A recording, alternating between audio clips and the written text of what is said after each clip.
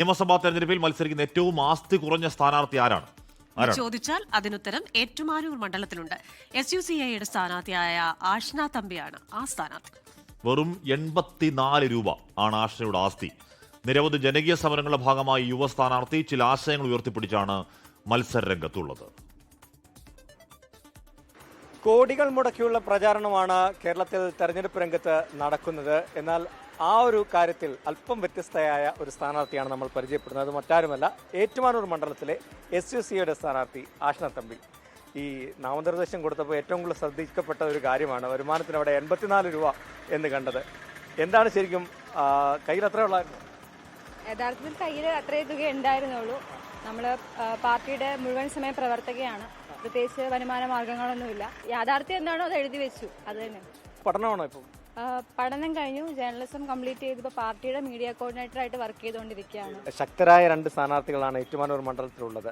അപ്പോൾ അവർക്കെതിരെയൊക്കെ പ്രചാരണ രംഗത്ത് ഇറങ്ങുമ്പോൾ അല്പം കൂടി വിപുലമായിട്ടുള്ള പ്രചാരണമൊക്കെ വേണ്ടേ? അതിനുള്ള സാമ്പത്തികവും കാര്യങ്ങളൊക്കെ എങ്ങനെയാണ്? നമ്മൾ മുന്നോട്ട് വയ്ക്കുന്ന ആശയത്തിനാണ് കരുത്ത്. സാധാരണക്കാരായ പണിയെടുക്കുന്ന തൊഴിലാളികളുടെ ഒപ്പം ചേർന്ന് നിന്നുകൊണ്ട് സമരം നയിക്കുകയും സംഘടിപ്പിക്കുകയും ചെയ്യുന്ന സംഘടനയാണ് SUC. അപ്പോൾ ആശയത്തിന്റെ കരുത്തുള്ളത് കൊണ്ട് തന്നെ പണം ഒരു ഇമ്പോർട്ടൻ്റ് ആയിട്ടുള്ള ഫാക്ടറായിട്ട് തോന്നിയിട്ടില്ല. അപ്പം അതുകൊണ്ട് മുന്നോട്ട് പോകാൻ പറ്റുമെന്നാണ് തോന്നുന്നത്. ആളുകളിൽ നിന്നുള്ള റെസ്പോൺസ് എന്താണ്? ആളുകളിൽ നിന്നുള്ള റെസ്പോൺസ് എന്ന് പറയുന്നത് നമ്മുടെ വ്യക്തിപര ബന്ധങ്ങൾ, നമ്മുടെ സഖാക്കളുടെ കുടുംബങ്ങളെല്ലാം കണ്ടു പോയിക്കൊണ്ടിരിക്കുകയാണ്. നല്ല റെസ്പോൺസാണ്. ഒപ്പം ഒരു യുവ സ്ഥാനാർത്ഥിയാണ്, ആ ഒരു സ്വീകാര്യത ലഭിക്കുന്നുണ്ട്. ഒപ്പം നമ്മുടെ സമരങ്ങളിലെ സാന്നിധ്യം കണ്ടവരാണ്, ആ സ്വീകാര്യത കിട്ടുന്നുണ്ട്. പ്രധാനപ്പെട്ട ഒരു കാര്യമാണത്. അതായത് ആശാസമരത്തിൽ അവരുടെ സമരത്തിന്റെ മീഡിയ കോർഡിനേറ്ററായിട്ട് വർക്ക് ചെയ്ത ആളുകൂടിയാണ്. അതിൻ്റെയൊക്കെ ഒരു പിന്തുണ ലഭിക്കുന്നുണ്ടോ?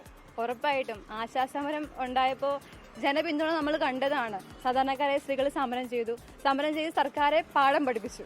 അപ്പോൾ അതിൻ്റെ ഒരു കരുത്ത് എനിക്കുമുണ്ട്. അപ്പോൾ അത് ആ ഒരു സമരത്തിന്റെ മീഡിയ കോർഡിനേറ്ററായി നിന്ന നിലയിൽ അതുകൊണ്ട് ജനങ്ങളുടെ ഭാഗത്തു നിന്ന് ആ പിന്തുണയും ലഭിക്കുന്നുണ്ട്. വിജയപ്രതീക്ഷയുണ്ട്. ചെലവ് ചുരുക്കിയും വേണമെങ്കിൽ ഈ തെരഞ്ഞെടുപ്പിൽ മത്സരിക്കാമെന്ന് തെളിയിക്കുക കൂടി ചെയ്യുകയാണ് ആഷ്ന തമ്പി. SUCയുടെ സ്ഥാനാർത്ഥിയായിട്ടാണ് ഏറ്റുമാനൂർ മണ്ഡലത്തിൽ ആഷ്ന മത്സരിക്കുന്നത്. നീണ്ടൂരിനൊപ്പം ടോബി ജോൺസൺ, 24.